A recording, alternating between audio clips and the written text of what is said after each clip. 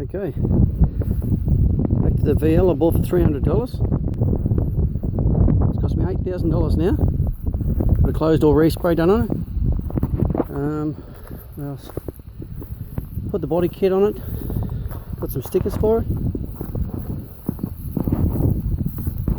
Still really nice inside, as you've probably seen from a previous video.